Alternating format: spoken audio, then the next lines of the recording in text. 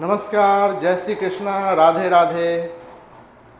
आज हम जिस बात पे चर्चा करने वाले हैं, जिस विषय पे चर्चा करने वाले हैं, जिस महान योद्धा के बारे में चर्चा करने वाले हैं, वो योद्धा पांडु पुत्र अर्जुन और यदुवंशी सुभद्रा का पुत्र अभिमन्यु है। वो अभिमन्यु जिसने बड़े बड़े महारथियों को धूल चटा दिया, वो अभिमन्यु जिसने एक इतिहास रच दिया, उस अभिमन्यु के बारे में आज हम जानेंगे। तो दोस्तों, पांडु पुत्र अर्जुन और सुभद्रा का पुत्र अभिमन्यु अपने मामा श्री कृष्ण के गोद में खेला था। अपने मामा से उसने अस्त्र शस्त्र और नीति की विद्या अर्जित की थी। वो अभिमन्यु ने महाभारत की लड़ाई में अपना इतिहास रच दिया, अपने नाम का उसने प्रकाश डाल दिया, इतिहास रच दिया। महाभारत की लड़ाई चल रही थी और महाभारत की लड़ाई में वो 13वां दिन था जिस दिन अभिमन्यु ने चक्रव्यूह को भेदा था। तो लड़ाई शुरू होने से पहले किसी को पता नहीं था पांडव पक्ष में कि आज गुरु द्रोणाचार्य अपने नारायणी सेना, जो कि श्री कृष्ण ने उन्हें दिया था, नारायणी सेना के बल पे और जो उनके मित्र राजा थे उनके सेनाओं को मिलाकर वो एक चक्रव्यूह रचने वाले हैं। पांडव पक्ष में किसी को पता नहीं था ये। तो जब सुबह सुबह अभिमन्यु सबसे आशीर्वाद ले रहे थे, सब दीर्घायु भव का आशीर्वाद दे रहे थे, और जब श्री कृष्ण से उन्होंने आशीर्वाद लिया तो उन्होंने यशस्वी भव कहा। तो युधिष्ठिर जी ने कहा कि भगवान, आपने दीर्घायु भव नहीं बोला। तो उन्होंने कहा कि ये एक योद्धा है और योद्धा के लिए जीवन मरण से ज़्यादा युद्ध में विजय पाना जरूरी होता है। उसके लिए सबसे ज़्यादा इम्पोर्टेंट वो होता है, इसलिए मैंने यशस्वी भव का इसे आशीर्वाद दिया है। बाकी भगवान तो सब जानते थे कि क्या होने वाला है। इससे पहले की बात है, जब धर्म की स्थापना के लिए देवतागण धरती पे आने वाले थे, महाभारत की लड़ाई से पहले कृष्ण आए, बलराम आए शेषनाग के अवतार के रूप में, सूर्यदेव ने कर्ण को भेजा, इंद्रदेव ने अपने पुत्र अर्जुन को भेजा। सब लोगों ने चंद्र देवता से भी बोला कि आप भी इसमें योगदान दीजिए धर्म की स्थापना में। चंद्रदेव ने बोला कि मैं अपने पुत्र को से बहुत प्रेम करता हूँ, बहुत मोह है, तो मैं भेजूंगा, लेकिन ज़्यादा दिन के लिए नहीं भेजूंगा। 16 वर्ष में ही आप लोगों को मेरे पुत्र को मुझे लौटाना पड़ेगा। तो अभिमन्यु जो था वो चंद्रदेव का पुत्र का अवतार था। ये तो पृष्ठभूमि हो गई। तो जब चक्रव्यूह वाला जो दिन था महाभारत के युद्ध में, गुरु द्रोणाचार्य ने बोला कि जब तक अर्जुन युद्ध के मैदान में रहेगा, हमारे समक्ष रहेगा, तो हमारा कोई भी चक्रव्यूह किसी काम का नहीं है, वो सब कुछ ध्वस्त कर देगा। तो अगर चक्रव्यूह रच के पांडवों को हराना है, युधिष्ठिर को बंदी बनाना है, तो अर्जुन को युद्ध के मैदान से कहीं और ले जाओ, किसी और चीज़ में इसे अस्त व्यस्त कर दो, इंगेज कर दो।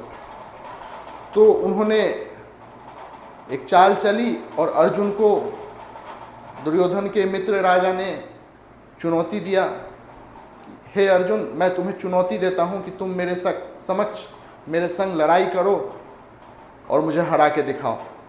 लेकिन यहाँ पे तो हम लड़ाई सही से कर नहीं पाएंगे, तो चलो युद्ध के मैदान के किसी अंतिम छोर में चलते हैं, वहाँ लड़ाई करते हैं और फिर हम देखते हैं कि कौन पराक्रमी है। अर्जुन ने कहा, क्षत्रिय होने के नाते ये मेरा धर्म है कि मैं तुम्हारी चुनौती स्वीकार करूं और चलो लड़ाई करना है मुझसे, चलो लड़ाई करो, युद्ध के मैदान में चलो, जिस छोर में चलना है, जिस लोक में चलना है वहां चलो। तो उन्होंने चाल चल के अर्जुन को तो युद्ध के मैदान से अलग कर दिया। श्री कृष्ण तो सब समझ रहे थे, लेकिन थे वो सारथी, और जो होना है वो तो होगा। उन्हें पता था कि आज अभिमन्यु का बलिदान दिवस है, आज बलिदान होगा अभिमन्यु, युद्ध के मैदान में वो आज बलिदान होगा और अपना नाम रोशन करेगा। तो जब अर्जुन वहाँ से चले गए तो गुरु द्रोणाचार्य ने संकेत देके अपनी सेनाओं को चक्रव्यूह रचने का आज्ञा दिया। नारायणी सेना के सहयोग से जो गुरु द्रोणाचार्य ने भीषण बहुत ही कठोर चक्रव्यूह रचा, जिसे तोड़ पाना अर्जुन और कृष्ण के सिवा और किसी के बस में नहीं था पांडव पक्ष में। पांडवों ने जब देखा कि ये तो चक्रव्यूह लग गया है और इसमें तो हम कुछ नहीं कर पाएंगे, और जो कर सकता था वो तो युद्ध के मैदान से दूर चला गया है, सब निराश हो गए कि अब तो हमारी हार निश्चित है, आज हम बंदी बना लिए जाएंगे।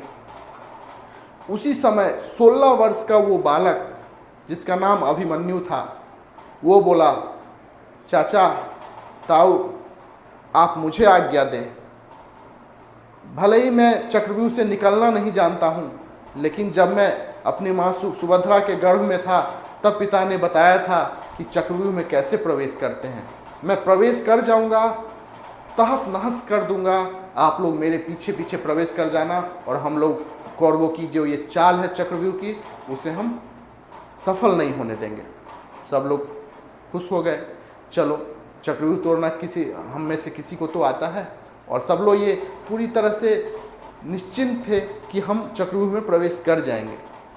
लेकिन यहाँ एक और चाल रची कौरव सेना ने, गुरु द्रोणाचार्य ने।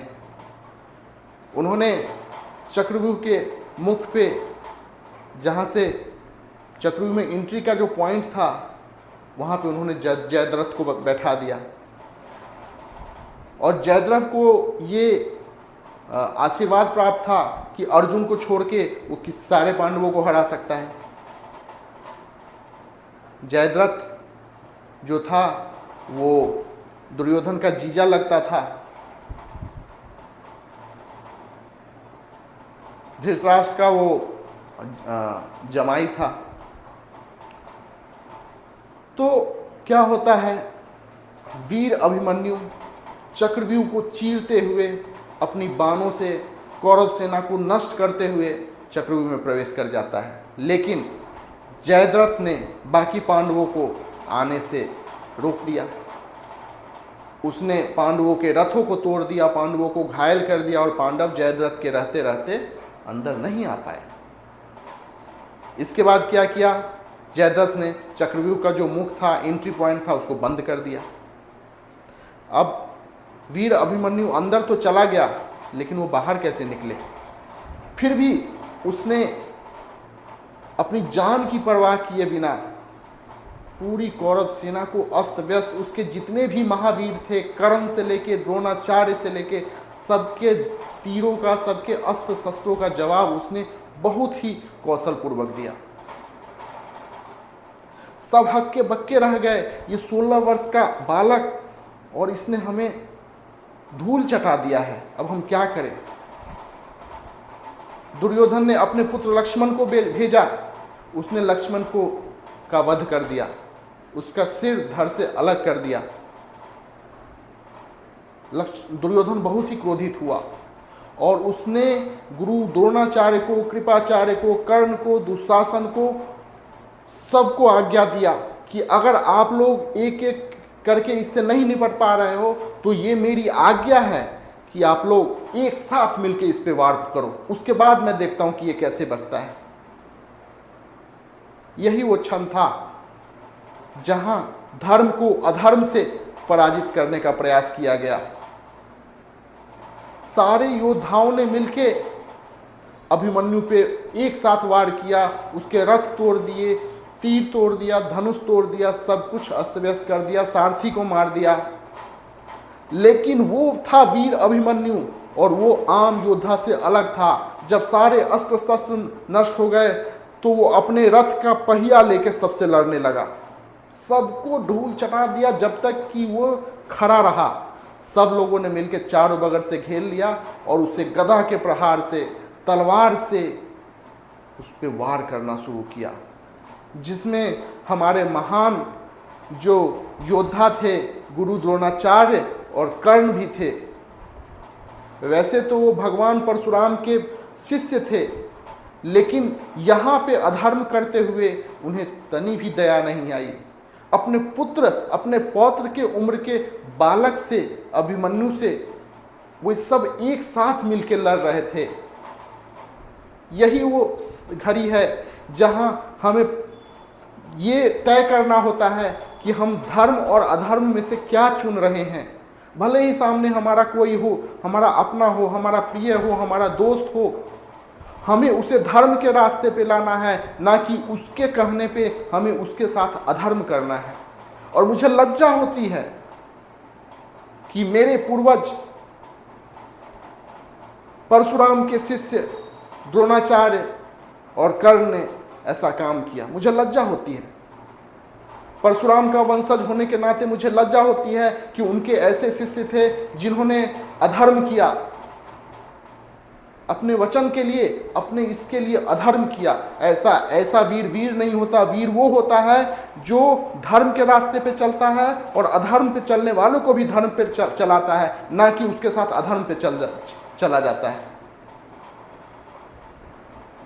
होंगे वो बहुत बड़े वीर, लेकिन यहां उन्होंने अधर्म किया और इतिहास उन्हें इस अधर्म के लिए याद रखेगा, याद रखा है अभी तक।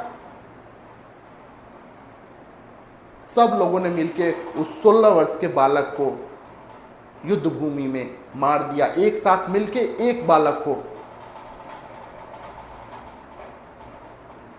और उसके बाद बिगुल बजा दिया कि आज हम जीत गए। जब पांडवों ने वो शंखनाद सुना, सब घबरा गए। उन्हें लग गया कि आज हमारा जो कलेजे का टुकड़ा था अभिमन्यु, वो आज नहीं बचा। शाम में जब सब अपने शिविर में थे तो युद्ध जीतकर अर्जुन जो गए थे युद्ध के रणभूमि के अंतिम छोर में, वहाँ से जीत के जब श्री कृष्ण के साथ आए तो उन्होंने देखा कि सब मायूस हैं। उन्होंने पूछा, क्या हुआ भ्राता, आप लोग क्यों मायूस हैं? हम तो लगातार युद्ध में जीतते ही जा रहे हैं। लेकिन किसी के मुंह से कुछ निकल नहीं रहा था।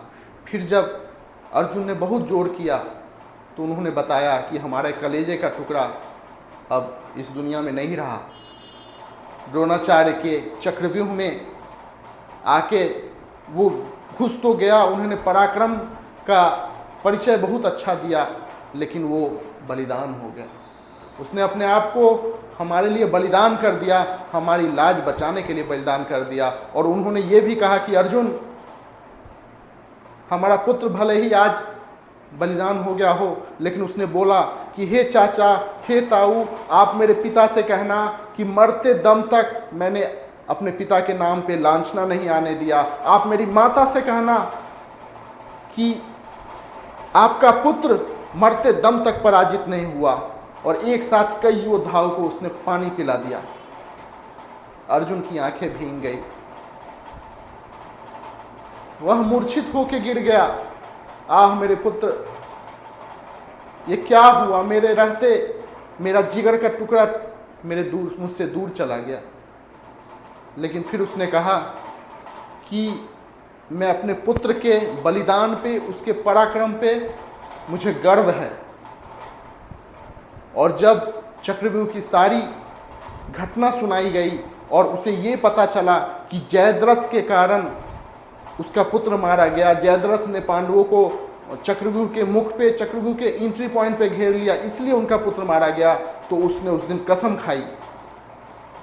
उसने कसम खाई कि अगले दिन सूर्य ढलने से पहले अगर वो जयद्रथ को नहीं मार दिया, नहीं मार पाया, तो वो अपने आप को अग्नि के हवाले कर देगा, अग्नि में भस्म हो जाएगा। ऐसी कठोर प्रतिज्ञा सुन के पांडव से सेना में, पांडव शिविर में हड़कंप मच गई।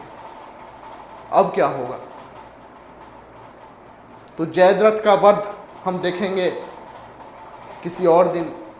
लेकिन आज हमें यह पता चलता है कि हमारे देश में ऐसे ऐसे वीर योद्धा हुए हैं जिन्होंने अपने से कई उम्र में कई गुना ज़्यादा लोगों के भी पानी पिलाया है, उनको धूल चटाया है। और ऐसे वीर अभिमन्यु को, ऐसे पांडु पुत्र और सुभद्रा के पुत्र वीर अभिमन्यु को, कृष्ण के भांजे वीर अभिमन्यु को हम नमन करते हैं।